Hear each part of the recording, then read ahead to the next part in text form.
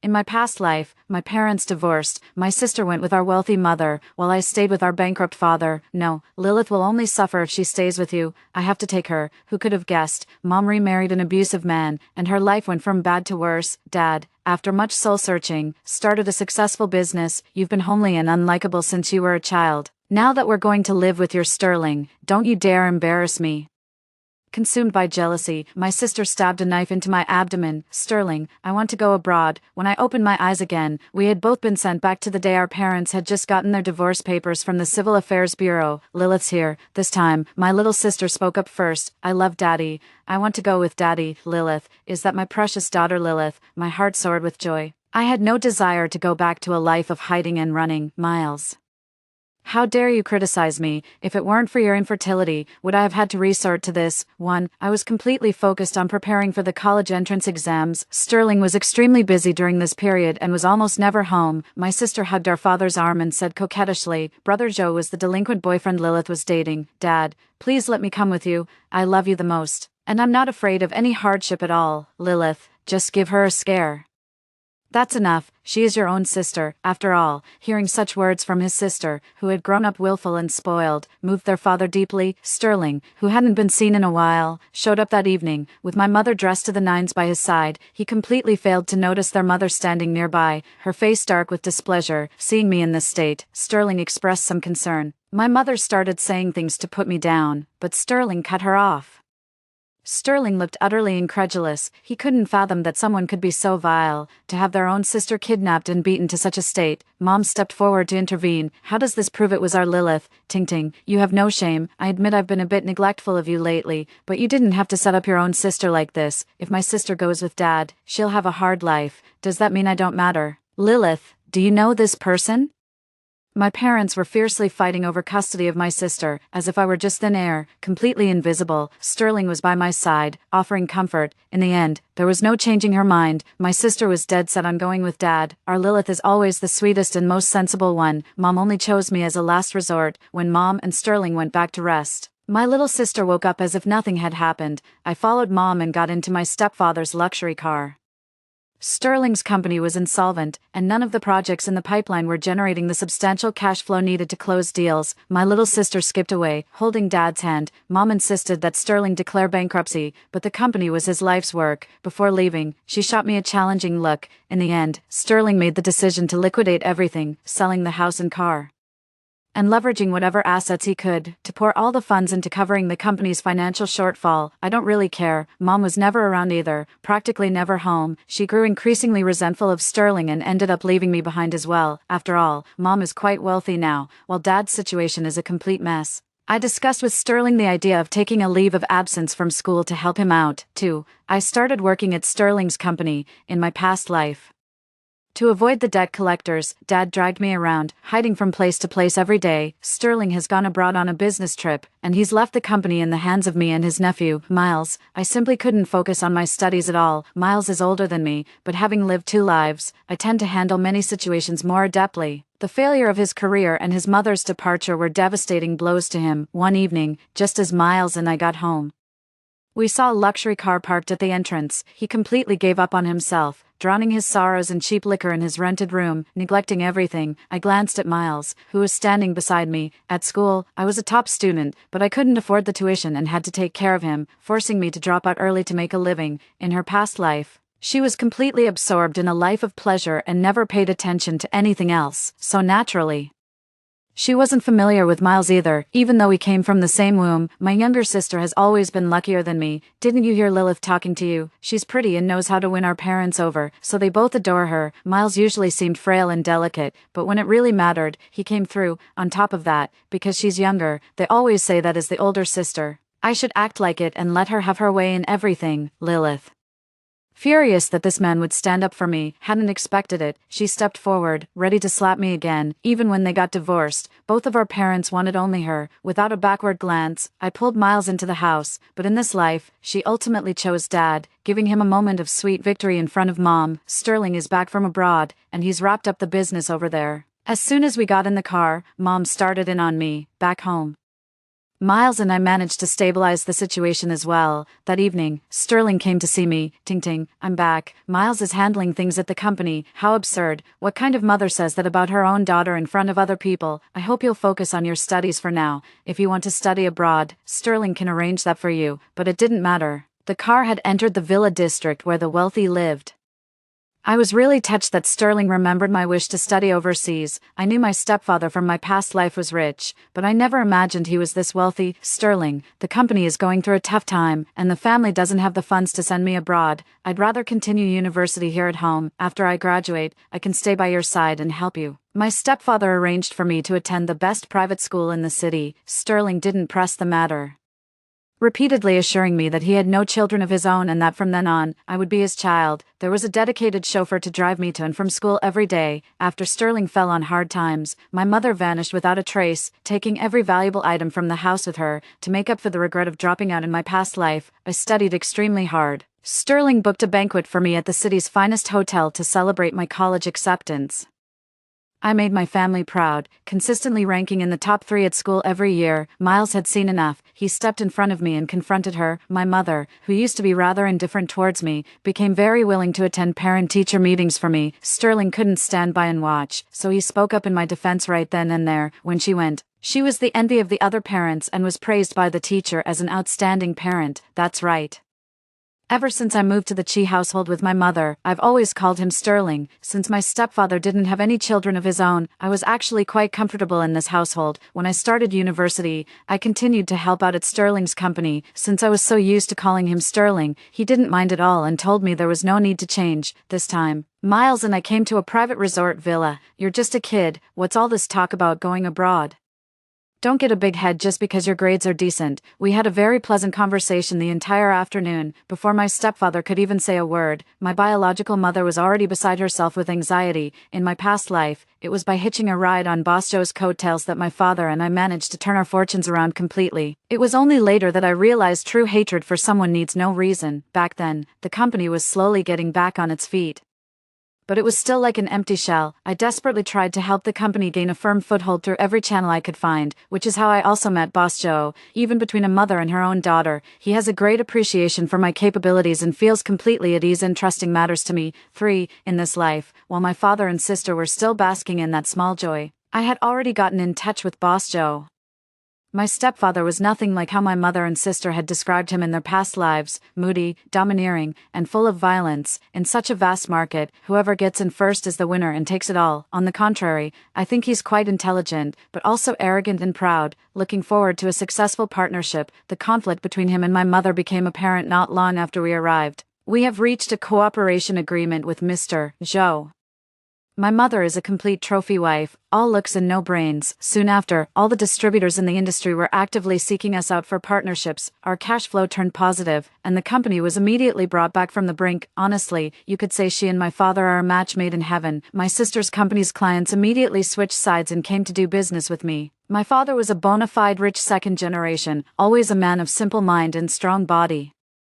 In less than 6 months, I had bought back my original villa and luxury cars. It was only through sheer recklessness and his wealth that he managed to marry my mother. The company became the leading local enterprise, and its story was covered in the newspapers. While my grandparents were still alive, they were the ones holding everything together. My sister's situation took a drastic turn for the worse overnight, after they passed away one after the other.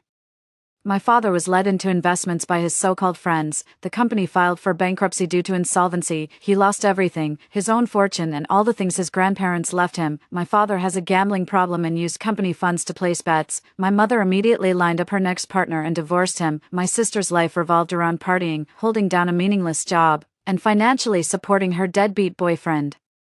My plans to study abroad were thwarted by my mother's interference. My father fled town to escape his debt collectors, but with my current grades, I could easily get into a top-tier university here in the country. When my sister could no longer afford to support him, her boyfriend left her too, pregnant and without an education. She was forced to take a job washing dishes in a restaurant. Miles and I were at a restaurant once when I saw her. She was young, with a slight swell to her belly. clearing the tables. Auntie Sue, is my mom home? When she spotted me, she stormed over in a rage, looking like she wanted to hit me. Your mom went shopping, but your sister is upstairs reading. She kept saying, no way, there's just no way it could be like this. I could hear my sister's footsteps heading toward my room. Thankfully, the manager stepped in and stopped her. You opened my door without my permission. Her eyes were red and swollen, and she kept repeating, it can't be true. Ting Ting, who are you trying to fool? There's no one home. Who are you studying so hard for? With that, she snatched my book away. The restaurant let her go, and I never saw her again. My younger sister is supposed to be under Dad's care, 10, yet, almost every month, she comes to this house to get money from Mom, along with all sorts of jewelry and clothes. My mother, who had been missing for a long time, reappeared after Sterling became successful again, every time I went back. The car was packed to the brim. She was sobbing and apologizing profusely, saying she must have lost her mind and been deceived by someone outside. A month later, she was still wearing the same tattered clothes. By the looks of it, she couldn't make it on her own out there again. All the valuable things were taken by my gambling-addicted father, sold for cash, and squandered. Sterling remained silent this time, his expression deeply conflicted. In this life, my father was not only an alcoholic but also a compulsive gambler, yet he still let her stay. Though she was put up in the guest room, Mom really couldn't bear the thought of my sister living in hardship with Dad. The power dynamics at home have completely flipped. Sterling agrees to whatever I say, while anything Mom suggests gets shot down. She even discussed with my stepdad whether we could bring her over to live with us. At first, she treated me the same as before, scolding me now and then to put me in my place. My stepdad agreed, but to our surprise, Dad refused to let her go. Sterling gave her an ultimatum, either start treating me better or find somewhere else to sleep. After all, he was relying on my sister to get things from Mom to support his own lifestyle. She finally stopped picking on me. All that reading has made you stupid. What's the use of so many books? You're not as pretty as I am, and even Mom and Dad don't like you. But I still felt uneasy all over, with the creeping sensation that she was watching me. This good life you have now, I'm the one who let you have it. Enjoy it while you can. It won't last long. She'd make secretive phone calls behind everyone's back and was constantly slipping out. She rummaged carelessly through my things in my room. Sure enough, I woke up one morning to find myself tied up in an abandoned warehouse. Of course, in a past life, this room was her princess suite. Who else could it have been but her? She rummaged through everything. Lilith, come out. Tisk, TSK, you don't know how to live well. What on earth is all this junk you've bought? My sister's belly was flat. The baby was gone. She had aged terribly, looking like a middle-aged woman. All you do every day is bury your nose in those musty old books. She couldn't even support herself, and under her boyfriend's persuasion, she had the baby aborted. I paid her no mind and let her carry on. He disappears when there's trouble, only to show up again when there's something to gain. Her boyfriend asked with concern, are we really going to get the money? Don't worry, she said. My mom told me that old man Chi thinks very highly of her now. Getting a bit of money from him is a piece of cake. I watched them coldly, observing their little performance of mother-daughter affection, so it was Mom meddling again. Mom saw that my room had been completely ransacked. No wonder she was so insistent on watching me drink that glass of milk she kindly warmed up for me last night. What good could you possibly find in her room? Come on, let's go to my room. It's full of clothes, jewelry, and accessories I just bought. Take whatever you like. They were in on it from the very beginning, lying in wait for me here. With that, she took her sister by the hand and left. 11. She didn't so much as glance my way the entire time, nor did she offer a single word of concern. In this life or the last, she's always been so biased against me, wishing I were dead. Auntie Sue came upstairs carrying a glass of freshly squeezed orange juice. Lilith, I'm your sister, after all. Once in my room, she began tidying up with practiced ease. What kind of lousy sister are you? I've always been prettier and luckier than you. How come you get all the good things in the end?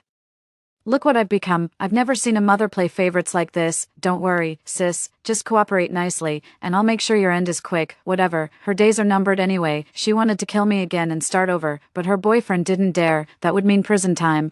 We agreed. We get the money and leave. I'm not playing along if it means taking a life, he said, trying to grab the knife from her hand. A fierce argument broke out downstairs, right then. The sound of police sirens pierced the air outside. How shameless can you be? You eat my food, wear my clothes, and you have the nerve to keep a gigolo on the side. You inside, you're surrounded. Let the hostage go. No. A stinging slap landed squarely on my mother's face. I always knew she was the jealous type and wouldn't give up that easily. My younger sister immediately rushed forward to intervene. I had a plan with Miles. The moment they took me away, he was to call the police. My stepfather, in a fit of rage, shoved her to the ground. My mother's sudden, uncharacteristic concern yesterday made me suspicious. I only drank that glass of milk after sending a message to Miles, and I haven't even started on your precious daughter yet. Wasn't it agreed that each of us would take one daughter? The police had the surrounding warehouses completely surrounded, leaving no way out. Why does she keep running over to my house every time she shows up? Half the stuff in the place goes missing. Lilith, just stop, you're really going to end up in jail, her mother retorted defiantly. My daughter is only taking what's mine. It's none of your business, coward. What are you so afraid of? At worst, we just start over. Yours, take a look at yourself, name one thing on you that I didn't pay for, and now I'm expected to support your whole family on top of it. In my past life, at the very birthday banquet I helped organize for my father, I had already become a successful entrepreneur, surrounded by flattery on all sides. I remember when we were kids, the younger sister was the more capable and prettier one, yeah, and now look how the tables have turned. The younger sister's a total mess, gullible, no common sense, getting played by men, while the older sister's the one who made it big. That remark from my mother completely enraged my stepfather. He lost all reason and, in a fit of rage, started throwing my mother's belongings out. My younger sister, dressed in the plainest clothes imaginable, cautiously approached me and said, when she tried to stop him during the outburst, she was shoved to the ground, "Sis, I'm going to embarrass you looking like this. Could you please come with me to the nearby mall to buy a decent outfit?" No one in the house dared to step in and stop him, and my younger sister cowered in the corner, too frightened to move.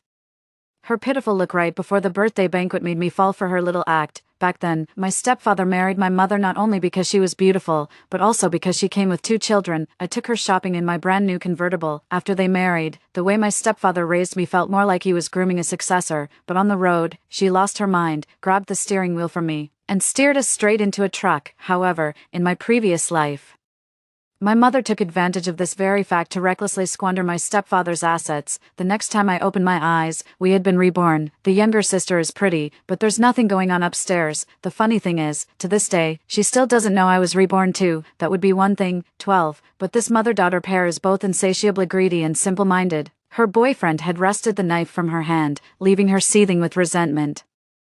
Not to mention the mother's extramarital affairs, the sister has the gall to boast that everything their stepfather owns will one day be hers. She then pulled a pistol from her pocket. Word of this quickly reached the stepfather's ears. "You're not leaving here alive today. I'm not even dead yet, and you're already eyeing my estate. Anyone would be upset by that." As she spoke, she aimed the gun at her boyfriend. After all, he's not my own flesh and blood. There's just no way to feel close to him.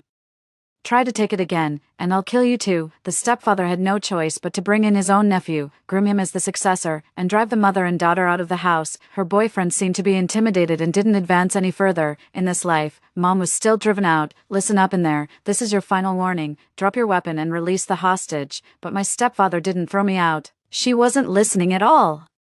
Her mind completely fixated on getting another chance. "Ting Ting, you're better off with me than with your ignorant birth mother." I closed my eyes, awaiting the judgment of fate. All the effort I had put in up to that point was not in vain. 3, 2, 1. My stepfather knows I'm smart, ambitious, and have a good head on my shoulders.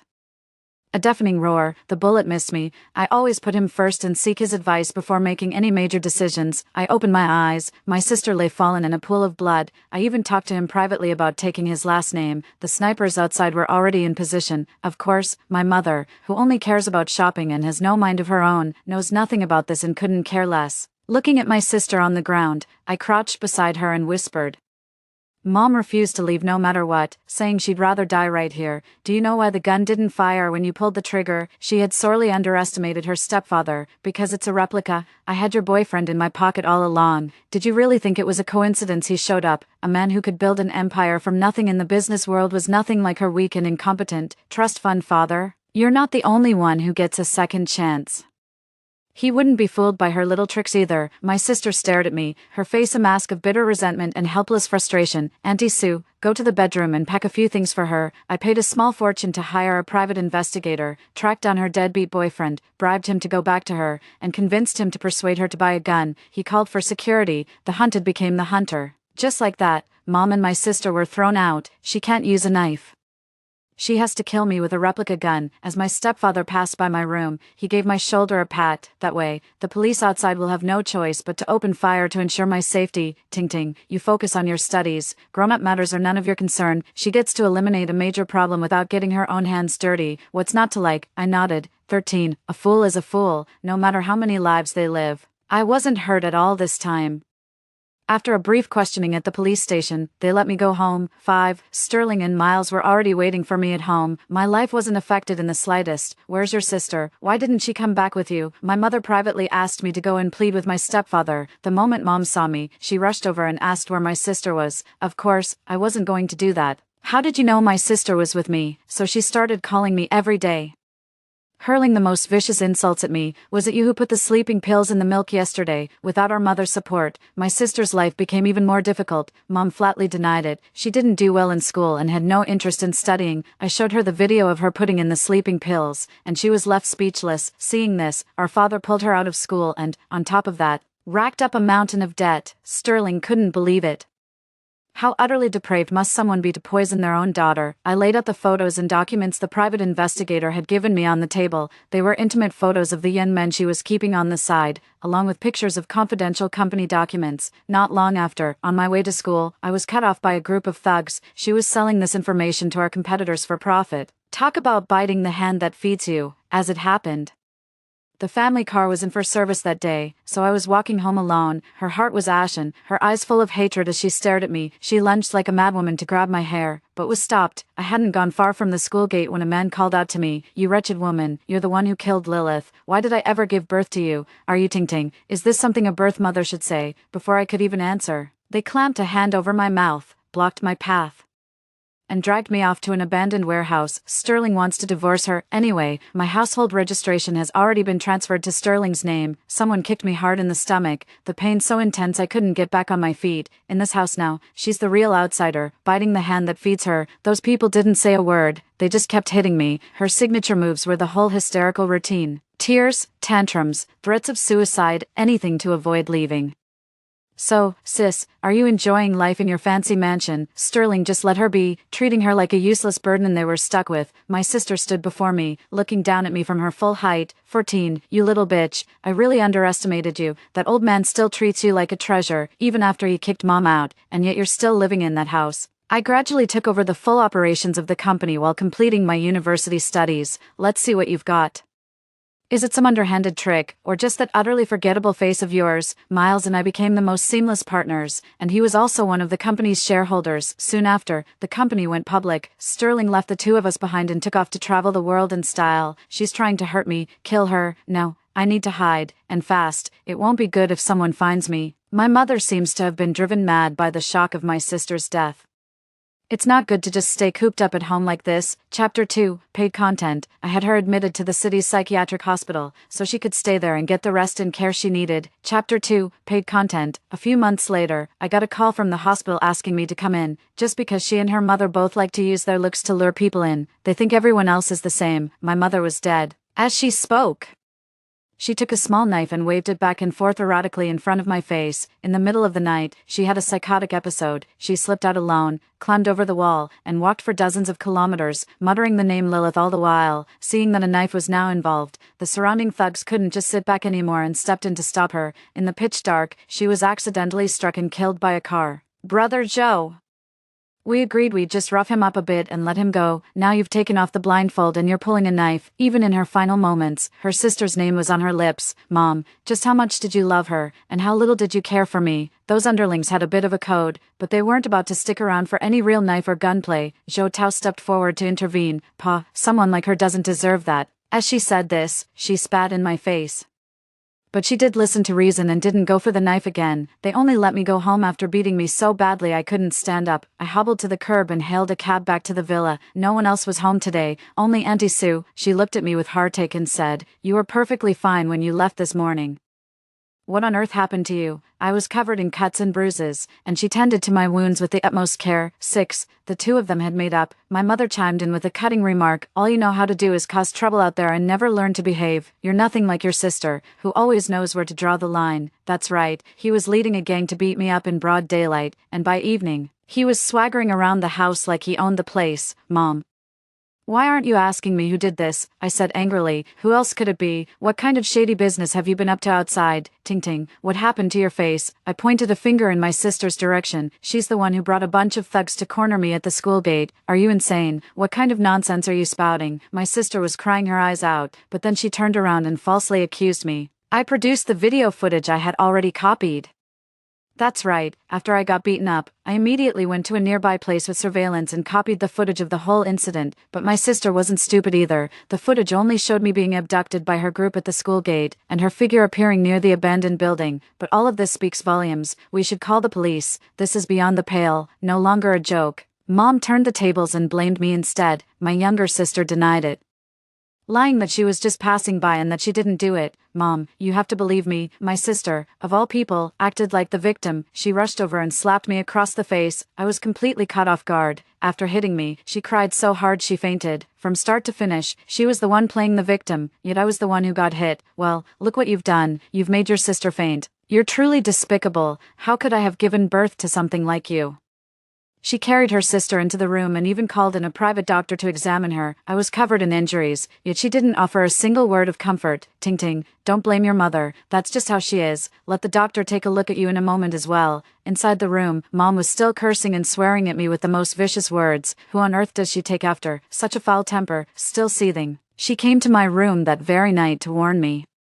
Did you really think that would make you win? Don't be so naive. Mom and Dad have always favored me. It's always been me. Your worst days aren't here yet. I'll be waiting for your misery to come. In my past life, I always had it harder than her, and she never bothered me. But the moment my fortune turned for the better, she was consumed with envy and dragged us both down to ruin. In this life, she's convinced she'll come out on top, yet she still can't stand to see me comfortable, so she sent thugs to rough me up. No matter the time or place, she simply cannot bear to see me doing well. Yet in this life, it is still she who suffers. 7. As a result, we moved out of the villa and let go of all the domestic staff and drivers. Just like in the previous life, the Chi family officially entered a period of decline. Meanwhile, on my father's side, things were booming, surging ahead as if he had pulled off a perfect overtaking maneuver on a curve.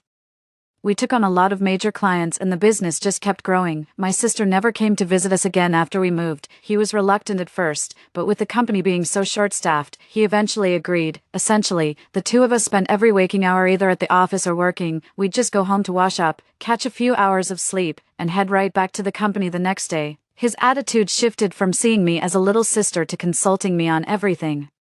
We are allies now. My sister stepped out of the car, decked out in designer labels, with her delinquent boyfriend by her side. Looks like someone's here to show off. Ting Ting, you moved and didn't tell me. This dump was a pain to find. Oh, is this your new boyfriend? Not much to look at, is he? I ignored her and deliberately walked around her, heading into the house. Her thug of a boyfriend blocked my path, acting like a complete lackey. He shoved the thug aside. I'm not one to be pushed around.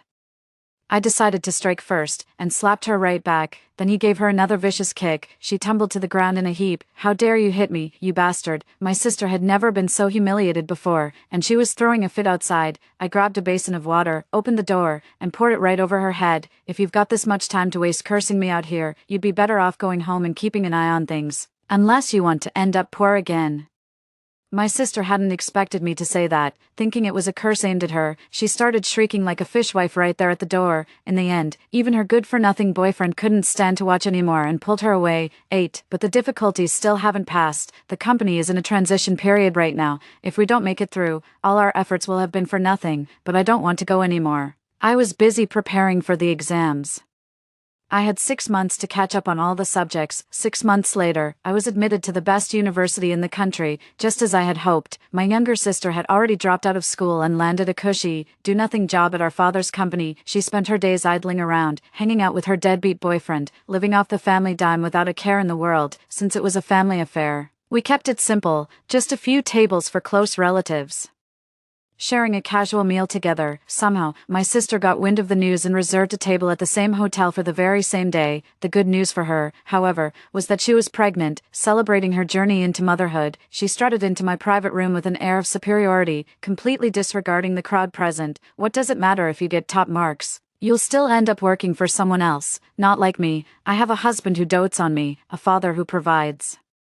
and a company to inherit one day. With that, she walked right up to me and said mockingly, "You loser, I won in the end. My life has always been better than yours." She threw a public tantrum, while Dad just stood by and watched, unmoved. The Chi family relatives whispered among themselves, "Enough already, where's the waiter? From now on, everything I have belongs to Ting Ting. She is my daughter." Today, we're not just celebrating my daughter getting into university, but also officially changing her surname to Chi. He never once asked me to call him anything else. Today, just to help me hold my head up in front of my own father and sister, he actually promised to leave his entire estate to me. In this moment, what does it matter if we're related by blood or not, Dad? I called out in front of everyone. "A company about to go bankrupt isn't worth having," my younger sister said sourly. "You're not welcome here. Please leave." "Well, I don't want to stay here anyway." The whole time, Dad trailed after my younger sister, trying to win her favor. 9. He taught me everything he knew without holding back. Sitting across from us was a pivotal figure in the entire industry, Boss Joe.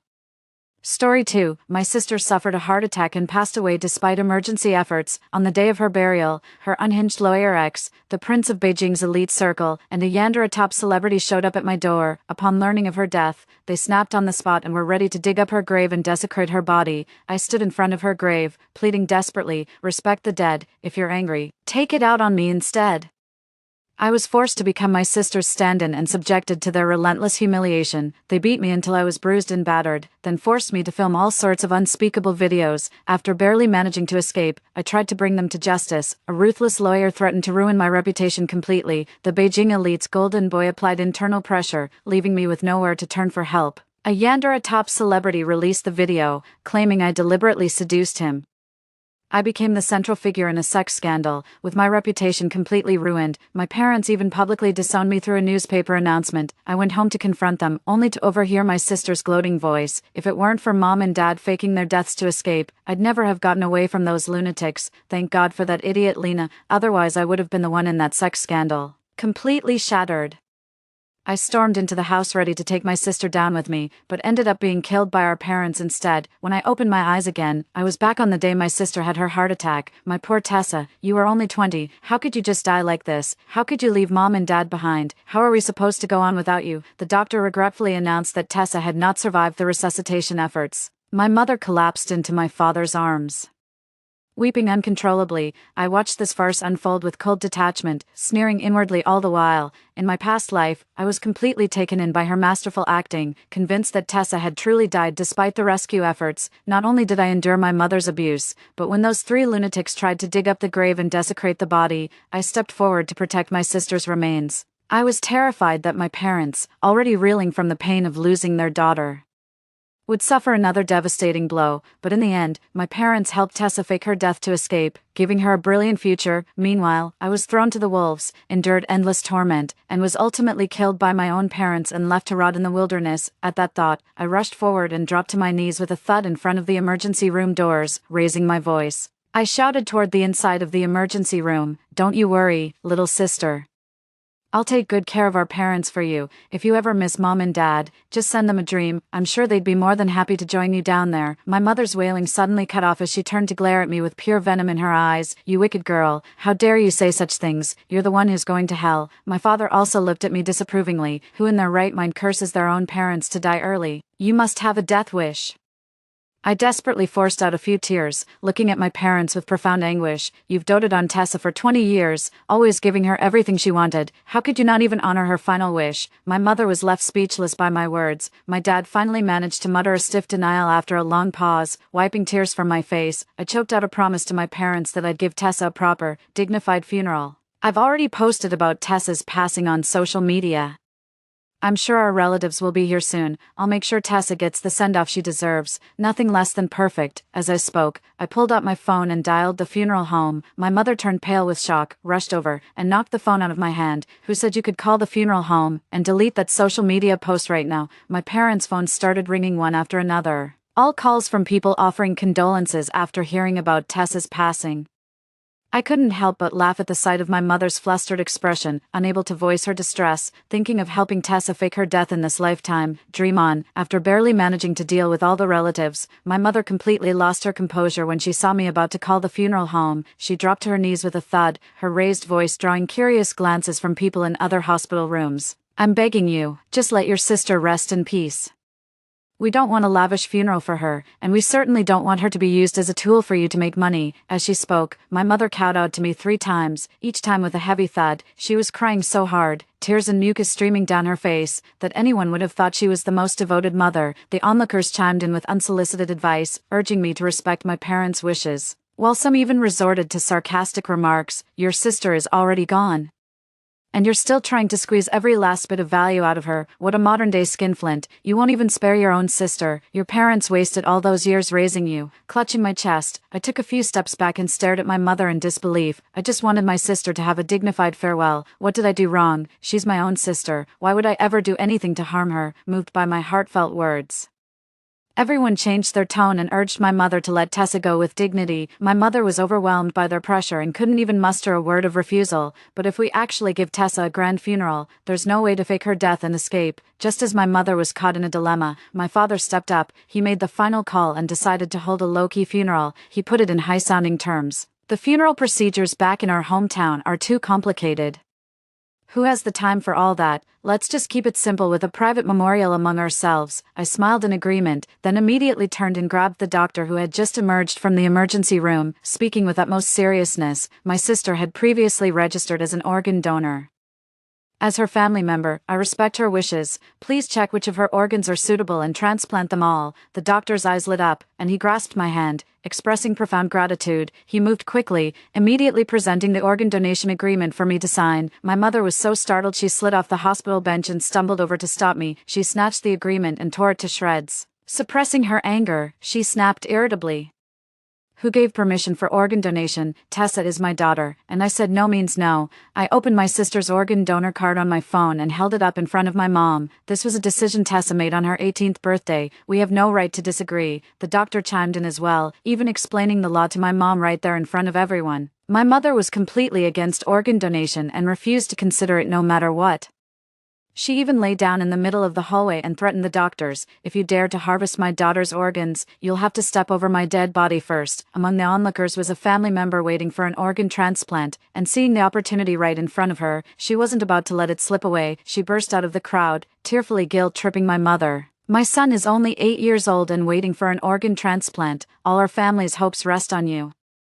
People around us tried to persuade my mother, telling her that organ donation saves many families and she shouldn't refuse, but since my sister wasn't actually dead, my mother naturally couldn't agree to organ donation. She had no intention of causing her daughter's death. My mother was sobbing uncontrollably, yet she refused to give in. No matter how much the other party tried to guilt-trip her, her response was always the same: "I won't donate." Seeing that there was little hope, the other party slunk back into the crowd. My mother, like a triumphant rooster, scanned the room and then turned her fury on me. "Tessa is your own sister. How could you wish for her to die in such a wretched state?" I couldn't help but laugh bitterly inside. My own sister, the same sister who tried to send her own sibling to an early grave. In their past life, Ryan and the other two showed up on the very day Tessa was buried. Chapter 2.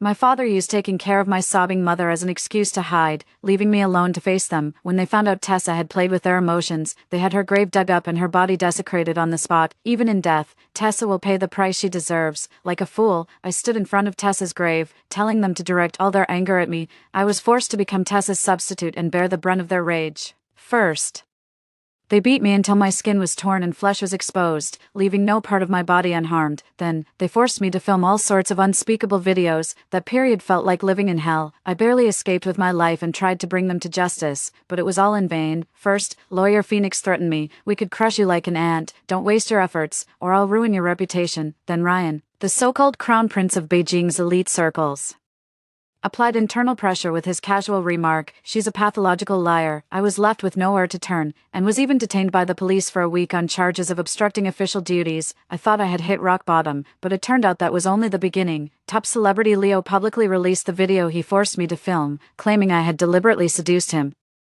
His team pushed me into the trending topics and even hired trolls to flood the comment sections of major influencer accounts, calling me a well-known socialite in the industry. I became an overnight sensation, only to have my reputation ruined, and now I have to watch my back on the streets for fear of being attacked. The moment I saw my parents publicly disown me in the newspaper, I finally realized I was nothing but a discarded pawn. In the background, My mother was still stubbornly refusing to sign the organ donation consent form. I couldn't help but wonder, if I were the one about to donate my organs, would she still argue so vehemently? She'd probably sign without a second thought, saying it's my good fortune. My father gave the doctor an ingratiating smile and pulled him aside to whisper something. All I could see was my father making a hand gesture to the other person. The doctor didn't bring up the organ donation matter again, which made my mother breathe a sigh of relief. She shot me a murderous glare. Take Tessa home first. Just wait till I deal with you later. I watched the hurried pace toward the morgue, a smirk playing on my lips. I hoped Tessa could keep her composure and not slip up in front of the relatives once we got home. Before we even reached home, I could see our front door wide open from a distance. My mother frowned and demanded, "Didn't you lock the door when you left? We had just parked when?" Before my mom could rush into the house, relatives swarmed around us. My father looked at the relatives in surprise, clearly annoyed by their unexpected visit. "Why did you show up out of the blue without even giving us a heads up?" Grandma's cane came down hard on my father's leg. She shot him a glare and snapped, "Tessa is my own granddaughter. How could I not be here?" The other relatives chimed in, all talking over each other to blame my parents, while also pointing out the funeral setup. As they spoke, they went ahead and began moving Tessa's body out of the car. My parents watched with bated breath, terrified they might catch on, but had no good reason to refuse. I heard someone mutter, "The recently deceased really are different. Huh, still warm and everything." My dad broke out in a cold sweat, frantically took Tessa, and headed straight for her room. I called out to my dad, "The wake is in the living room. Why are you carrying Tessa to her room?" My uncle thought my father was so overwhelmed with grief that he'd even forgotten where his own living room was, and insisted on taking over for him. The moment he took over, Tessa fell heavily to the ground. I caught a glimpse of Tessa's brows furrowing slightly in pain, but she didn't dare cry out, gritting her teeth to endure it. My mother watched helplessly as Tessa fell, her heart nearly leaping out of her chest. "If you can't handle it, don't push yourself. You're going to hurt Tessa. How could a dead person feel pain? Don't joke around, sis." My dad, afraid that Tessa's fake death would be exposed, quickly covered for my mom. Seeing that no one was suspicious, my dad hurriedly placed Tessa on the funeral bed, worried that something else might go wrong. My aunt suggested hiring a mortician for Tessa, but my mom vetoed the idea. "That's for making up the dead. How morbid." "Absolutely not." My aunt looked at my mom strangely, "But Tessa has passed away. If she were still alive, who would even suggest getting a mortician?" My aunt glanced at Tessa lying on the funeral bed, her confusion growing deeper. "Lena, you don't think you got a misdiagnosis from some quack doctor, do you? Maybe Tessa is still alive." While saying it was impossible, I wasn't idle with my hands either. I went straight for the most painful spots with full force. Dead people can't feel pain. I'll know for sure with one pinch. Tessa turned pale from my pinching.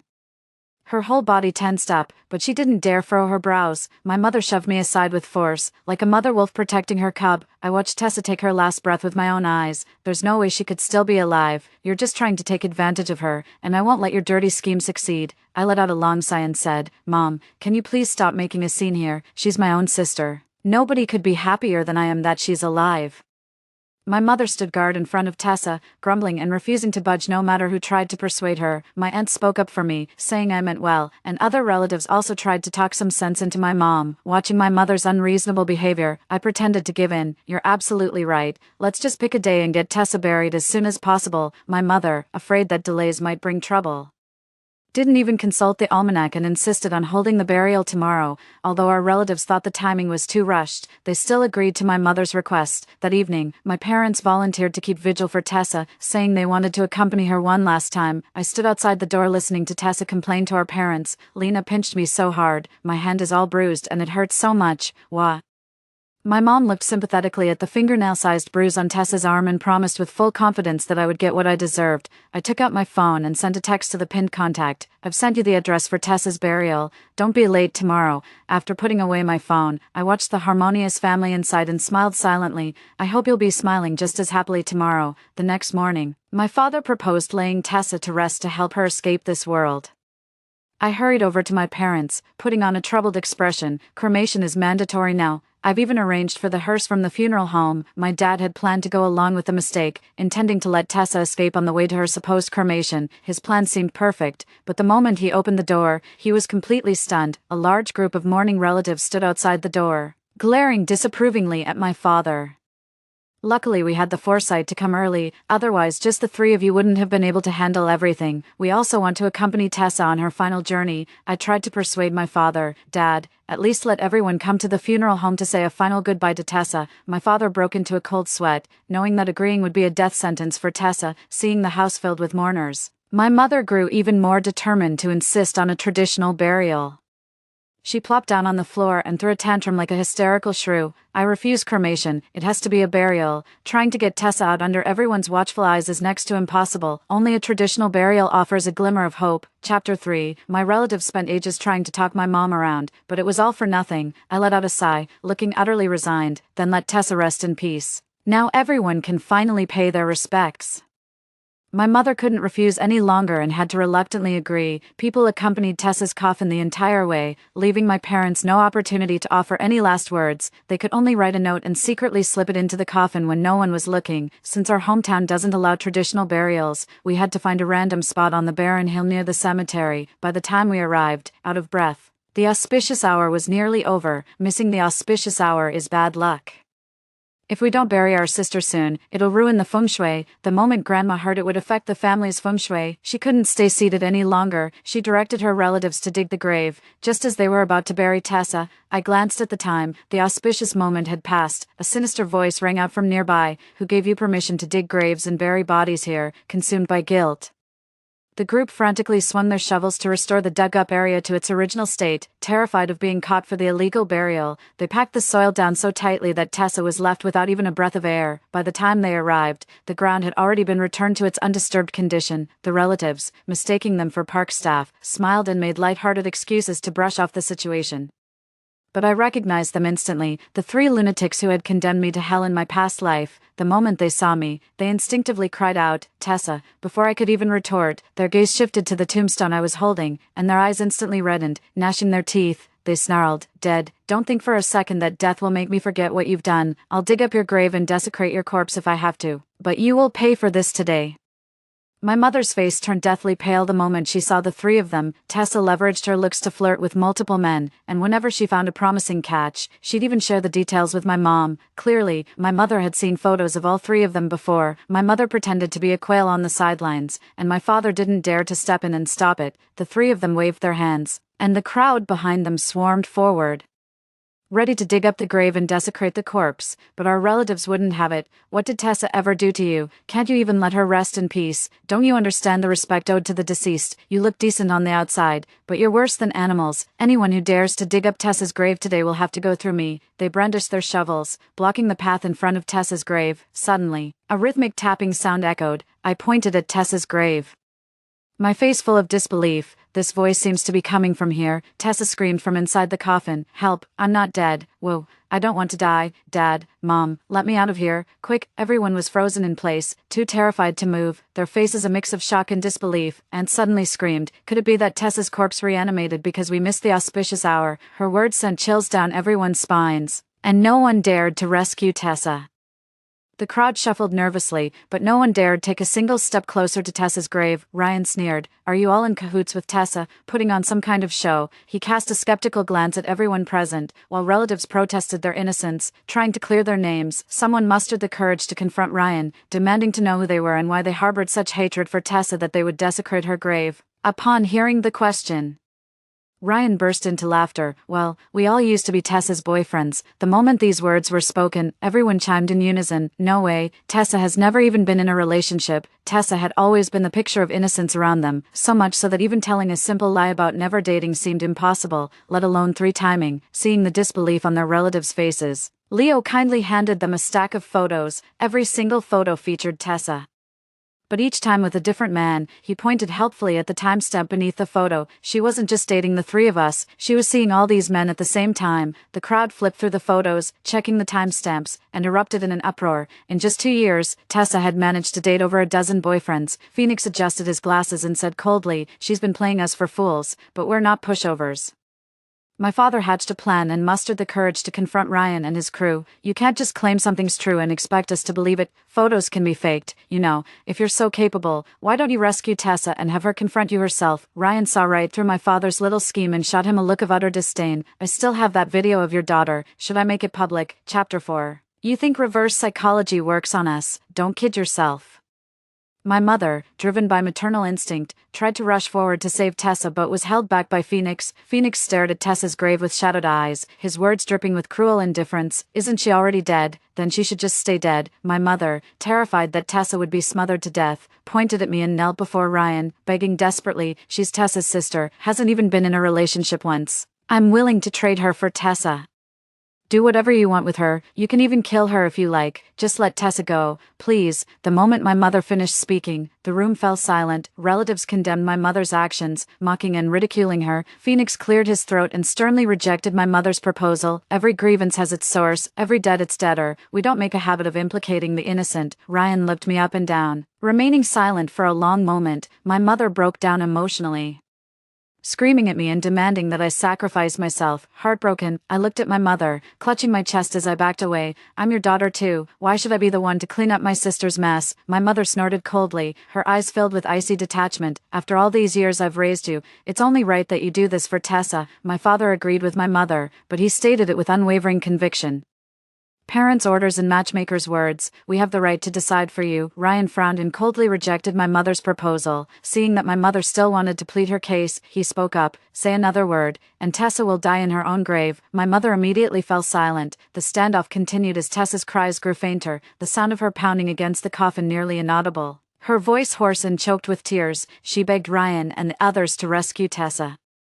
If we don't save her now, she's going to die. After exchanging glances, Ryan and the two others finally took pity and ordered someone to dig up Tessa's grave. The moment Tessa was rescued, her face was deathly pale and she remained unresponsive no matter how much we called out to her. My mother threw herself over Tessa, weeping and wailing, begging everyone to perform CPR on her. The relatives were terrified that Tessa might be a reanimated corpse and didn't dare to help. Ryan and his crew actually wanted Tessa dead, so they naturally ignored my mother's pleas. Who knows if she's even alive or dead? If you want it done, do it yourself. My mom had no choice but to step in herself, but her technique was all wrong. After several attempts, not only did Tessa's condition fail to improve, she was now fighting for her life. I ran through the symptoms of asphyxiation in my head, but Tessa didn't match a single one, clearly.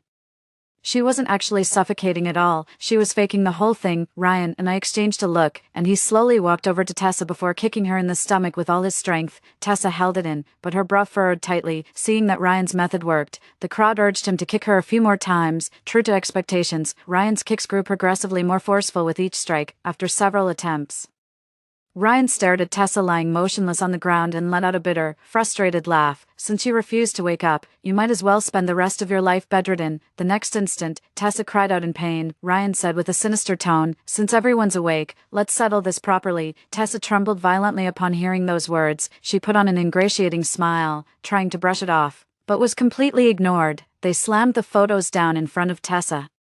Don't you have anything to explain to us? Tessa gave an awkward smile without even glancing at the photos. It's all a misunderstanding. I was just putting on an act with them. What I have with you is real. The three of them exchanged knowing glances and smirked. Of course they knew they were the real deal. After all, those photos were faked by us together. On the very day I was reborn, I sought out Ryan and the other two, and told them the whole truth. Phoenix squinted at me, his tone dripping with skepticism. Why should we believe what you're saying is true? I smiled confidently, knowing that being Tessa's biological sister was more than enough. What's more, I have the evidence right here. I showed them Tessa's social media posts. Afraid of being exposed, she flaunted their gifts on her main account while chatting with each of them on different alt accounts. Chapter 5. Once everyone compared notes, the truth came out. Sure enough, they were all just fish in Tessa's pond. Ryan kicked the chair away in a fit of rage and let out a string of curses. Leo's expression darkened noticeably. Phoenix's grip on the phone tightened, veins bulging on his hand. Unable to contain their fury, they immediately set out to confront Tessa. I cleared my throat and said, I overheard Tessa discussing a fake death plan with my parents. Wouldn't it be better to expose her when the time comes? The three of them finally sat down, suppressing their anger. Ryan was the first to speak up, asking me why I was helping them. My mother and the others are trying to pull a switcheroo, making me take the fall for Tessa. The three looked at me with a hint of sympathy and gladly accepted my proposal. Everything that follows is within our calculations. Tessa is still trying to sweet-talk Ryan and the others, and they're amused by her clownish antics, seeing that they remain unmoved.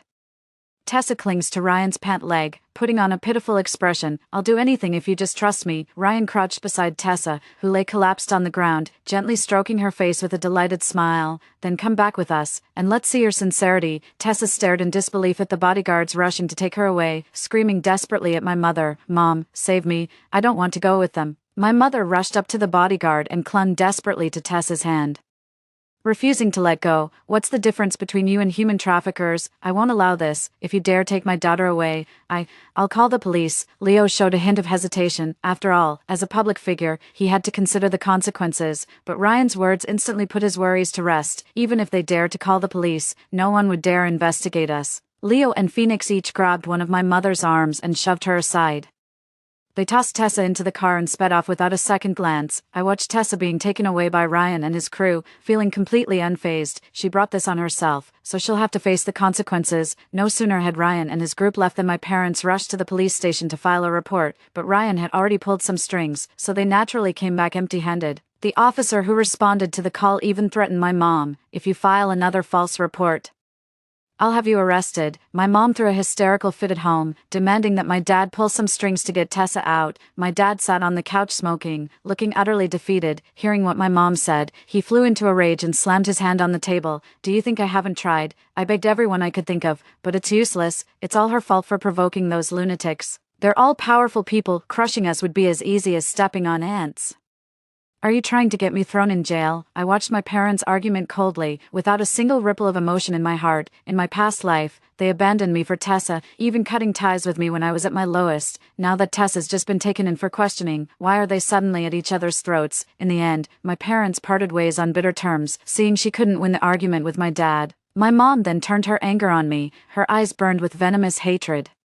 If you had been willing to suffer in Tessa's place, she never would have been taken. Why did you have to destroy our family? My father sat in silence, clearly sharing the same sentiment. I desperately forced out a few tears, turning my watery eyes toward my mother. Then why did you both throw me into the lion's den? You only helped Tessa fake her death because you knew those three were dangerous, didn't you? For a while after that, Ryan kept sending me videos of Tessa being tortured from time to time. I pretended to know nothing and showed those videos to my parents. Watching my parents in agony filled me with a twisted sense of satisfaction. It must have been agony for them to watch their most beloved daughter being humiliated right before their eyes. But this is only a fifth of the suffering I endured in my past life. Their misery is far from over. A week after Tessa was taken away by Ryan and his crew, her explicit photos were made public. Netizens went wild sharing the photos, and Leo dropped a few hints in his fan group, claiming Tessa had once tried to seduce him. His fans flooded the comments with vicious insults against Tessa, even spreading malicious rumors about her. Relatives started calling my parents, blaming them for failing to discipline their own daughter properly. My mother looked at those appalling photos online, her lips blistering with anxiety, yet she still defended Tessa. Those lunatics must have forced her into this. She would never do it willingly. Watching her desperately defend Tessa made my heart sink uncontrollably. In my past life, after I was embroiled in the photo scandal, paparazzi and influencers camped outside my doorstep. They cornered my mother at our door, but instead of defending me, she even claimed that's just the kind of person I am. Lena never grew up with us, so it's no surprise she turned out this way. With her endorsement, everyone was even more convinced. I thought she just loved Tessa a little more than me. Only now do I realize she never really saw me as her daughter. She blamed everything on my father. First, she blamed my dad for suggesting the fake death plan that led to Tessa being taken by Ryan. Then she accused him of being useless for failing to rescue Tessa. My dad's face grew darker, and his hands on his knees clenched tighter and tighter. The next second, he completely snapped under my mom's relentless finger-pointing. He slammed the table and stood up. Why don't you admit it's your failure to raise your daughter properly that made her so shameless? In those photos, her expression of enjoyment hardly looks forced. She's completely disgraced me. But even so, my father never mentioned cutting ties with Tessa. My father took a deep drag of his cigarette, the smoke rings he exhaled completely obscuring his expression, leaving only his deep voice audible. Lena, go and admit it right now. The person in the photo is you. I rolled my eyes dramatically and continued scrolling through my phone, using my actions to reject his demand. My mother's eyes lit up, and seeing my indifference, she reached over to snatch my phone, ready to take matters into her own hands. I sidestepped and retorted, if you want to admit it, go ahead. I'm not about to drag my own name through the mud. My mother was so furious that veins bulged on her forehead. She forced a stiff smile and gritted her teeth as she agreed, but when I stepped out of the shower that night, the door I had locked was wide open, and my phone had vanished into thin air. I logged into Weibo on my computer, and my eyes were immediately drawn to the top trending topic, Scandal Photogate, female lead reveals her identity. I clicked into the hashtag and realized the Weibo account claiming to be the scandal's female lead was actually mine, with my missing phone and that identity-confessing Weibo post. It's obvious who the thief is. My mom was sitting on the sofa, legs crossed, humming a tune. Since you refuse to admit it, I'll just do it for you. Trying to clear your name is pointless. Just admit it already. I scoffed and turned back to my room. Admit it, in your dreams, though I resemble Tessa 90%, that remaining 10% is what makes her uniquely herself. Everyone can easily tell us apart. That's why, growing up, no one outside our family knew Tessa and I were twin sisters. I spliced my selfie with Tessa's photo and posted it directly on Weibo. Didn't even need to point out the differences. I never thought I'd be forced by my own parents to prove my innocence one day. My ambiguous remarks were quickly interpreted in over a dozen different ways by netizens, with the photos serving as undeniable evidence. The very netizens who had been criticizing me realized they were being used as pawns and, fueled by anger, dug up every last detail about Tessa. Some of the information was completely unknown even to me, such as Tessa having had 10 abortions in 2 years. Ryan added fuel to the fire by releasing those unsavory videos they had filmed, making Tessa a hot topic all over again. Tessa's reputation was completely ruined, and they took advantage of the situation to send her into the world of pleasure, squeezing every last bit of value from her. My parents couldn't escape the fallout either. Nearing retirement, they were reported online for improper family conduct and ultimately fired by their company. Not only did they not receive a single penny of their pension, but they also had to pay compensation to the company. I deliberately leaked Tessa's news to them, leaving them drowning in tears and unable to pull themselves together. After all, they played their part in my suffering too. It's only fair they get a taste of it themselves. Chapter 12. The next time I heard about Tessa was when Ryan called. On the other end of the line, he congratulated me with a laugh. Tessa fell ill and died in a client's bed. I wasn't surprised by this outcome. Every bit of vengeance I failed to exact in my past life has now been settled in this one. Chapter 6. When Ryan brought Tessa's body back, my mother had a mental breakdown upon seeing her cold, lifeless form. She kept murmuring, "Tessa, it's all my fault. Please forgive me, my child." My mother ran out of the house and never came back. For the first month or two, my father searched for her with all his heart and soul. Whether it was putting up flyers on the streets or posting missing person notices online, all efforts came to nothing. He hadn't received even the faintest clue. As time went on, my father stopped looking for my mother and even moved his new lover into our home. He declared with conviction, "I deserve my own life too, and I'll need someone to take care of me when I'm old." I watched the 6-year-old boy by his new lover's side, his face a near-perfect copy of my father's, and smiled with bitter amusement. So my father had been cheating all along. After 3 years of working, I decided to better myself and applied for a master's program at a top-tier university in the country. On the day of my graduate school graduation, a deranged woman crashed the ceremony. She grabbed my hand and kept apologizing to me over and over. "It's my fault, darling. I never should have made you fake your death. Tessa, please forgive me, won't you?" As I looked at my mother, who, even in her madness, hadn't forgotten Tessa, I no longer felt the sorrow I once had. I gently moved her hand away, my expression cold and detached. "You've mistaken me for someone else. I'm not your daughter." I watched as security escorted my mother away, feeling neither sorrow nor joy. Perhaps I was never destined to have a close bond with my parents, but I can still make my own life extraordinary. Story 2. In my previous life, my sister sacrificed our entire family for the sake of her one true love. After being reborn, she still showed no remorse and tried to seize my space first. However, she didn't expect that this time, all of us had been reborn. 1. Mom, where's the bracelet Grandma left behind? The one Grandma left before she passed away. My sister, who usually lounged in bed playing on her phone, suddenly burst out of her room like a madwoman. Ignoring her disheveled appearance, she shouted urgently, "What?" Mom responded, confused. My sister rushed into my bedroom, then came out frowning and said impatiently, "The silver bracelet Grandma wore before she died." She was so immersed in the joy of being reborn that she didn't notice the subtle change in Mom's expression at all. At this moment, Dad and I had just arrived home. As soon as she saw me, my sister's face lit up. She quickly grabbed my hand, and when she saw it was empty, her expression darkened instantly. "Giselle, where's your bracelet? Give it to me now." Mom and I exchanged a glance and immediately understood that she had also come back. I just didn't expect that even though she had personally killed me, Mom, and Dad in the previous life, she could still talk to us without batting an eyelid. But I didn't show it. I just replied indifferently, "What bracelet? When did I ever wear a bracelet? In the previous life." We accidentally found that bracelet when we went to clean our old hometown a few days before the apocalypse.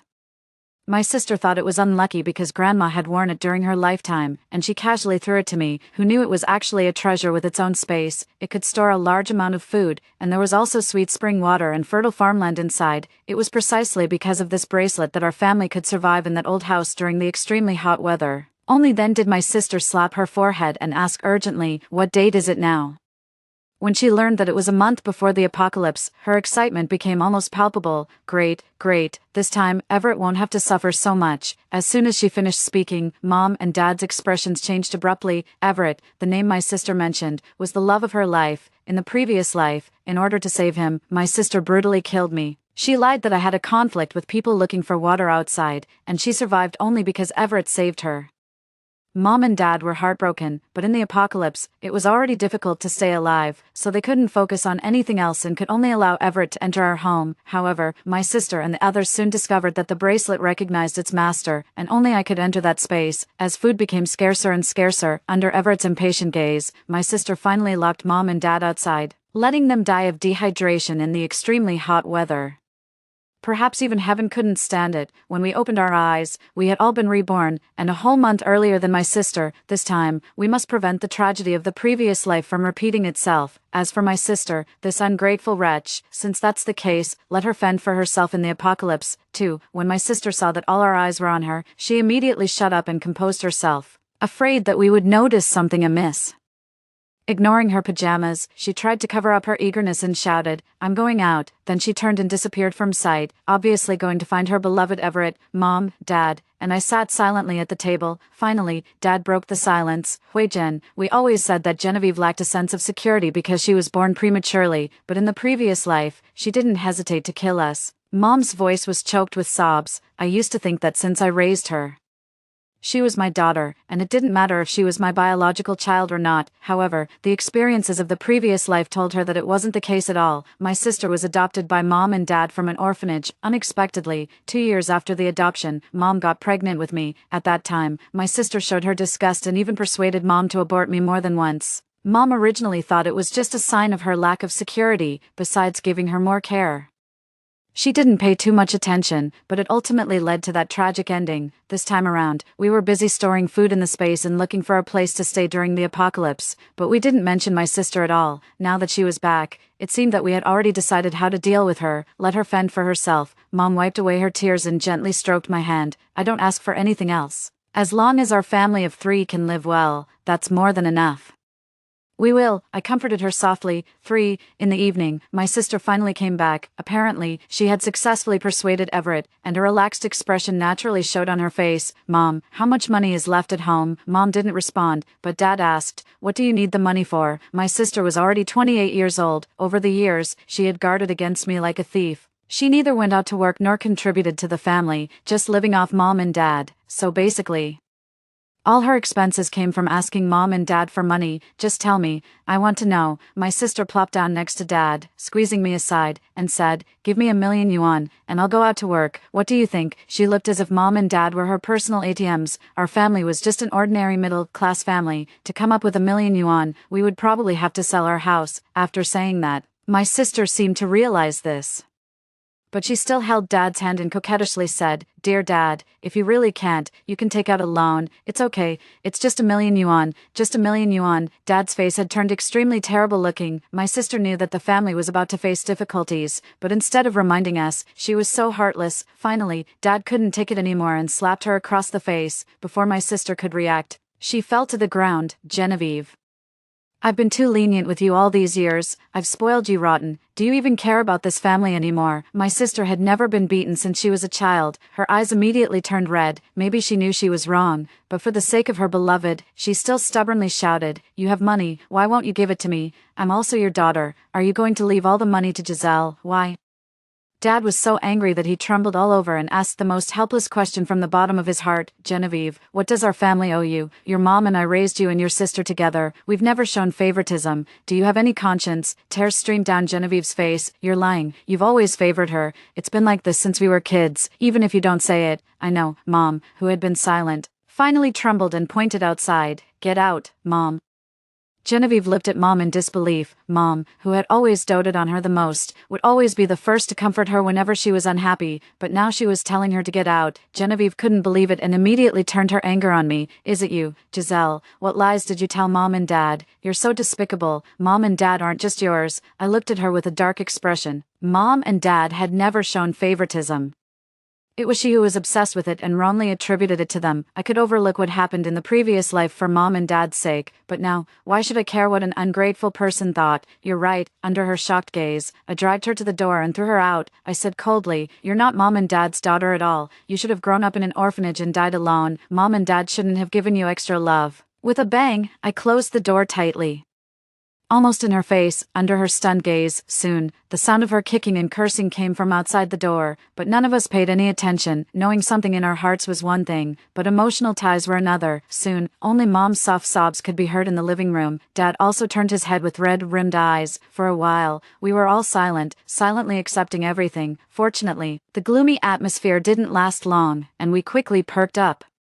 We had already found a place to stay during the apocalypse. These past few days, Dad and I had been leaving early and coming back late to check on the renovation progress. It was a relatively secluded villa area with a good terrain. It also had a cellar like our old hometown, so it wouldn't be difficult to get through the extremely hot weather, especially with my space. Yes, as soon as I came back, I went to the old house in the suburbs and took the bracelet, leaving only an ordinary substitute.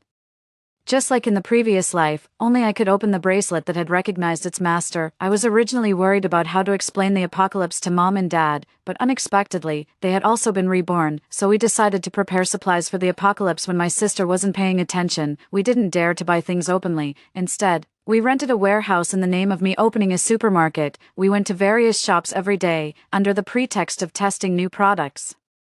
We only bought a small amount from each place to avoid attracting attention. At night, we secretly put everything into the space. Things put into the space would remain in their original state, and we hardly had to worry about them expiring or getting moldy. During this time, Mom also bought a lot of seeds. When we went to the warehouse at night, she would help plant some. In her words, although it might not be of much use, it was still something to look forward to, after solving the food problem. The next thing was accommodation. In the previous life, we encountered extremely hot weather when cleaning the old house. Fortunately, the cellar of the old house was a good place to take shelter, so the first thing that came to our mind was a house with a cellar. It was too late to renovate the old house. And besides, my sister already knew about it, so it wasn't safe to go there. For a while, we couldn't think of any other choice except a villa with a wine cellar. Mom and Dad gritted their teeth, sold the house, took out a loan, and with my careful selection, we finally settled on this place. After getting the house, we didn't slack off. We reinforced the doors, raised the protective nets, and strengthened the windows. In other words, we improved all the exposed parts. For electricity, we chose solar energy first. We didn't have to worry about running out of power in the early stage, and there were generators in the later stage. Overall, it was sufficient. Not only humans, but we wouldn't be afraid even if zombies came. Just as Mom, Dad, and I were about to start moving, my sister came back again. 5. Genevieve's arrogant nature finally bowed down in the face of money. Indeed, her beloved Everett pretended to be noble, but in reality, he was penniless.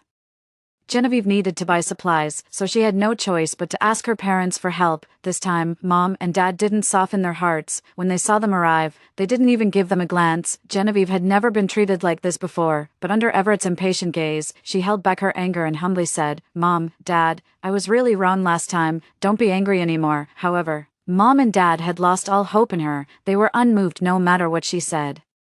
Genevieve seemed to have expected the situation. As soon as she finished speaking, she dropped a bombshell. Mom, Dad, I'm going to marry Everett. What? Mom looked at the two of them with a hint of scrutiny. Are you serious? Seeing an opportunity, Genevieve quickly replied, Yes, actually, Everett and I have been together for a long time. After what happened last time, I decided that we'll move out after we get married. As she spoke, she pretended to wipe away tears.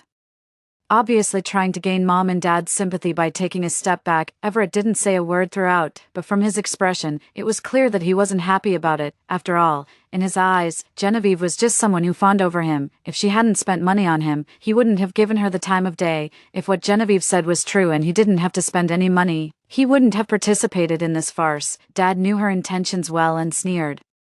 Get married if you want. We won't stop you even if you move your household registration out now. A glimmer of light flashed in Genevieve's eyes, but Everett's face darkened instantly. I smiled lightly. Sister, you seem very happy, but brother-in-law doesn't look too pleased. Genevieve glared at me, seeing that Everett's expression was unpleasant. She quickly changed the subject. Dad, Everett and I plan to have a wedding first and then get married, Mom said coldly. What?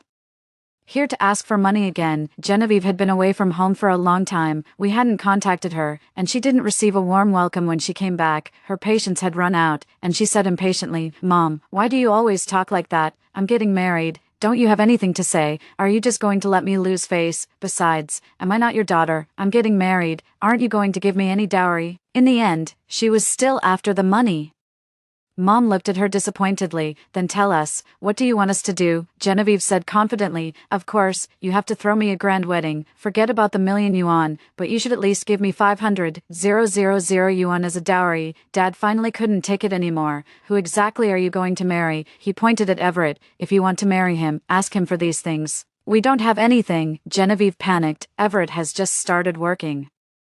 Where would he get so much money? Then where do we get so much money? Genevieve, have you lost all your conscience? Genevieve wasn't willing to back down. Why don't you have it? Don't think I don't know. You just want to secretly leave the money to Giselle. Hearing these words again, Dad pinched his forehead wearily. Just leave, marry whoever you want. After raising you for so many years, it seems we just weren't meant to be a family. Dad, enough, Everett, who had been listening silently, finally exploded. He realized that he wouldn't get any money this time, and his pride was hurt. He said coldly to Genevieve, since your parents looked down on me, that's it, I'm leaving. With that, he walked out without looking back, and the door slammed shut behind him. Seeing her beloved really leave, Genevieve could no longer control her emotions and completely broke down. She shouted, Mom and Dad, what on earth do you want? Is this how you treat me?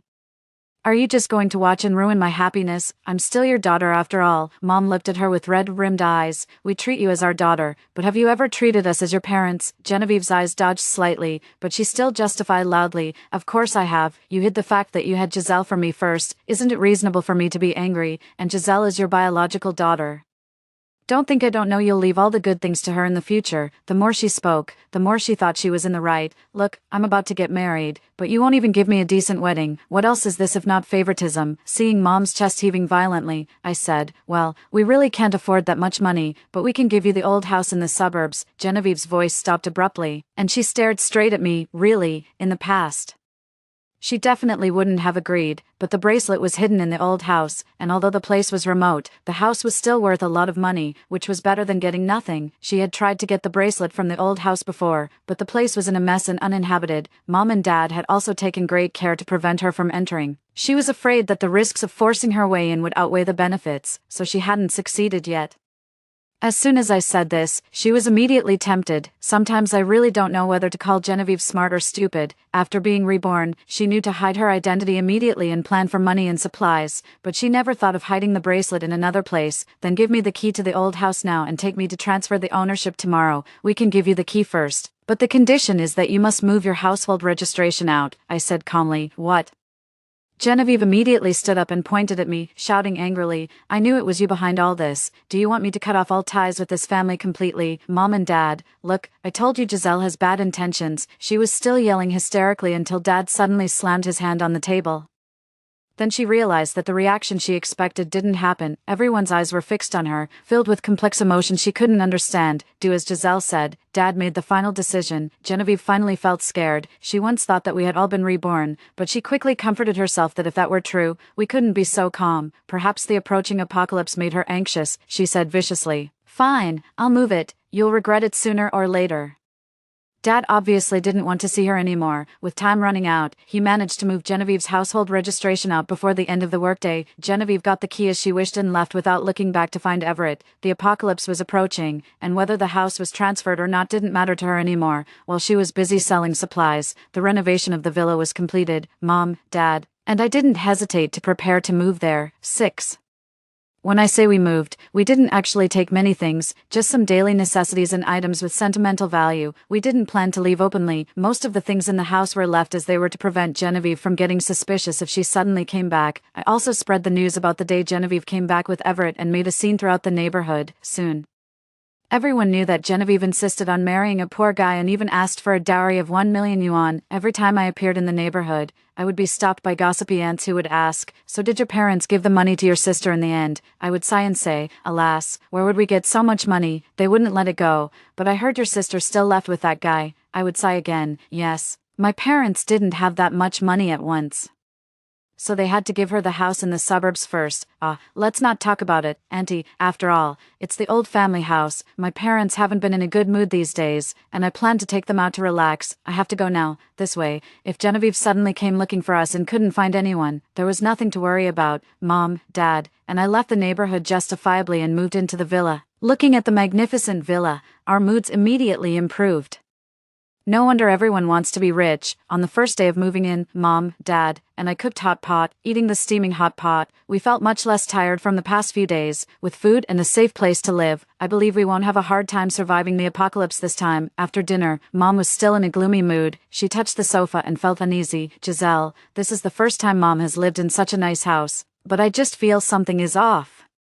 We were reborn and could prepare in advance, but what about those who didn't? I'm not a saint. I also learned my lesson from Genevieve in the previous life, but she still couldn't get over it. I comforted her. "It's okay, Mom. I know most people would think this way." I turned on the computer, entered a URL, and opened a hidden website. My avatar showed 4/21. There were still 17 days left until then. That was the day I died in my previous life, and my account would expire on that day, and I could no longer access this page. "What's this?" Mom asked me in confusion. I told her, "I found this by chance a few days after I was reborn. It's a place exclusively for reborn people. Our identities are absolutely hidden here, so there's no need to worry about any trouble." I posted the news about the apocalypse on it. "Don't worry, we may not be able to do much, but there are definitely people who will handle it." Only then did Mom feel reassured. No wonder I saw construction everywhere these days. I thought I just didn't notice it in my previous life. I patted her gently. "So don't worry, relax, and think about your hobbies so you can pass the time in the next few days. Don't worry about other things." The day before the extreme heat arrived, the temperature began to rise gradually. Fortunately, there was enough electricity, and the air conditioner worked well, so the heat wasn't too obvious these days. We weren't idle but were busy checking for anything missing or incomplete. Mom knew the benefits of the space and specially cooked a lot of food so that we could eat it directly when the apocalypse came, without having to worry about any trouble caused by cooking. After all, it's better to avoid unnecessary trouble. Just because the house is renovated doesn't mean everything is perfect. Genevieve finally discovered the secret of the bracelet, although she managed to get it. She couldn't activate the space no matter what. She thought it would only appear when the apocalypse arrived. However, as the apocalypse approached, she became uneasy and came to our door. Fortunately, I had the foresight to install surveillance cameras all over the house, which also served as a way to pass the time. Genevieve knocked on the door so loudly that the neighbors couldn't help but open their doors. "What are you doing? Don't you know there are other people here?" Genevieve had run out of patience and retorted, "So what? It's my home. What does it have to do with you?" The neighbor obviously disliked her and said directly, "You knock on the door to get into your own home. Don't think we don't know what kind of person you are, an ungrateful wretch. Stop pretending. You drove your parents away." Genevieve got anxious. "What do you mean? My parents aren't home. Where did they go?" The neighbor looked at her disdainfully. "You don't even know this. I really wonder if you're their real daughter." With that, in front of Genevieve, whose face turned red and then pale, the neighbor closed the door. However, Genevieve didn't care. If I wasn't there and she couldn't open the space, she would be in big trouble, so she stopped everyone in the neighborhood and asked them. Finally, she learned that I had taken Mom and Dad out to relax and wouldn't be back for a while. She couldn't believe it and called me several times, but none of the calls went through. Genevieve understood that we were extremely angry and wouldn't pay attention to her in the short term. She cursed at the phone viciously and had no choice but to hurry back to the old house. 7. As the ground temperature soared rapidly, it reached 40 degrees Celsius in just one day and continued to rise. Many people gradually noticed something was wrong. At this rate, it wasn't impossible for the temperature to exceed 50 degrees Celsius, which quickly caused panic among some people. Fortunately, when the country intervened in time, the underground shelters that had been under construction everywhere were opened to the public, providing shelter for those who couldn't survive in the extreme heat. Overall, as long as everyone worked together, they could get through the difficulties of the apocalypse. However, Genevieve,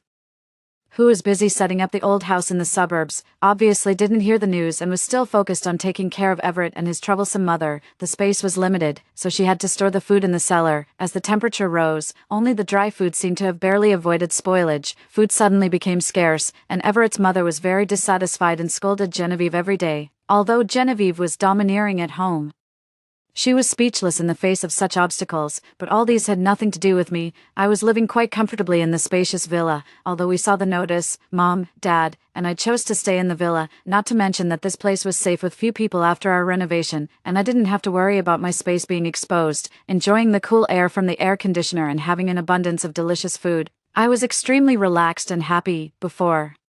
While the network was still working properly, I downloaded thousands of novels and movies and TV shows, so boredom was no longer a problem. My parents were different from me. Instead of indulging in pleasure, they weren't used to the sudden leisure after working hard for half their lives. They would occasionally go into the space to farm, their moods relaxed, and smiles appeared on their faces more and more often. Of course, we weren't completely cut off from the outside world.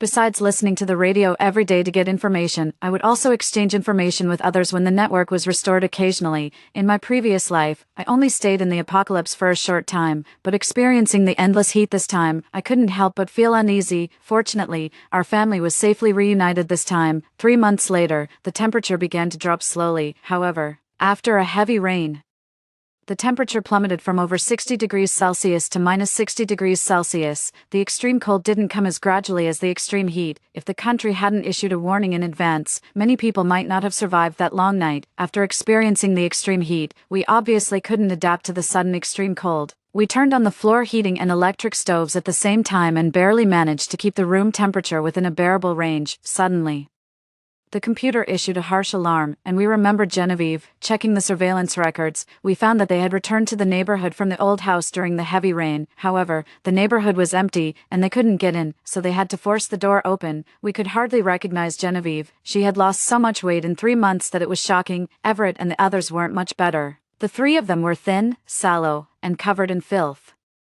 Thinking about it, it wasn't surprising. After all, the basement of the old house was just a simple earthen kiln. Although it could barely withstand the apocalypse, anyone would have a hard time staying in that small, dark place for 3 months. You said your house had food. Why is there nothing here? Everett's mother was still overbearing and used her last bit of strength to blame Genevieve. Naturally, we didn't leave any food behind. And when people entered the underground shelters, they tried their best to take all the supplies with them. It would undoubtedly be very difficult for them to find food even if they went out. Genevieve was miserable. She had done nothing at home and could occasionally lose her temper, but she was clearly overwhelmed when it came to taking responsibility. She looked at Everett for help, but Everett just wrapped himself tightly in a thick quilt and gave her a cold stare. "Didn't you say you would help me get through the apocalypse? Then do it."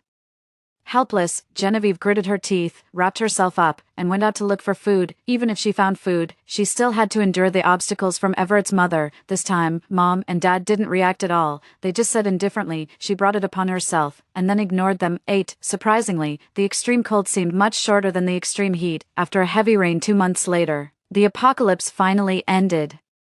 Whether it was us or the others who came out from underground, we were all dazed when we saw the scene on the ground. There were no expected cheers. Everyone just hugged each other, feeling lucky to have survived, and silently wiped the tears from their eyes. This time, thanks to the existence of reborn people, the country managed to prevent a major disaster. But would we be so lucky next time anyway? The most urgent task now is post-disaster reconstruction. However, unexpectedly, Genevieve was still alive. When she was found, she stared blankly, hardly looking like a normal person. Everett wasn't in a much better condition. Behind them, a bloody corpse silently told how they had survived the apocalypse. It wasn't until she saw the dense crowd around her, all frowning and looking at her, that Genevieve finally showed some normal emotions and broke down, shouting, "Help me, hurry, take me away from here." It turned out that in the extremely cold weather, they couldn't find any food, and they couldn't survive due to the low temperature, so they crawled all the way to the basement of the neighborhood. When they left, most of the messy things in the neighborhood had been piled here. The thick pile of things had saved their lives in the extreme cold, but Everett's mother was old, and due to various problems with the climate and food, she lost her life as soon as she crawled into the basement, without food. It goes without saying what Genevieve and the others did to survive. As soon as she saw us, Genevieve almost cried and begged us to take her away. However, when she clearly saw that we were unharmed, she asked in confusion, "Why are you all okay?" Someone couldn't stand it and said coldly, "Before the extreme weather, the country had called on everyone to take shelter. I'm afraid only you were silly enough not to go." Upon hearing this, Genevieve instantly broke down. "No. It shouldn't be like this. It clearly wasn't like this in my previous life. It shouldn't be like this. It shouldn't be like this. You're all lying to me, right? Are you crazy? For a moment, everyone started whispering and talking. Only I whispered in her ear, of course it's because we've all been reborn. Genevieve immediately widened her eyes in horror and said in disbelief, then why did you still? I smiled at her and said, sister, sometimes living is more painful than dying, isn't it? Soon, the story of what happened to Genevieve in the basement spread like wildfire. What they did under extreme weather, though understandable, made people uncomfortable. What's more, there were clearly better options available to them. It's just unexpected that even though she had personally killed me, mom, and dad in the previous life, she could still talk to us without batting an eyelid. Before, she could slack off, relying on her parents to take care of everything, but now that she knew we were also reborn, she didn't dare to approach us and started to hide in fear, and her life was no different from when the apocalypse was ongoing. She and Everett eventually ended up together. No matter what, Everett's mother was his biological mother, and he blamed everything on Genevieve, even though they could only live under a bridge. Whenever Everett was in a bad mood, Genevieve would be severely beaten. My mother once wondered, we were so good to Genevieve, but Everett never treated her nicely. Why did she kill us for that man? However, blood ties are indeed a mysterious thing, and simple love can't easily change them. In Genevieve's view, since mom and dad adopted her, they shouldn't have had another child and should have poured all their love into her alone. It was precisely because she knew how much mom and dad loved her that she dared to vent her dissatisfaction confidently and use it to demonstrate against me. However, in fact, she was the only one who truly minded that mom and dad had another child. Anyway, a wrong is a wrong. As I said, sometimes living is more tormenting than dying, and she brought all this upon herself.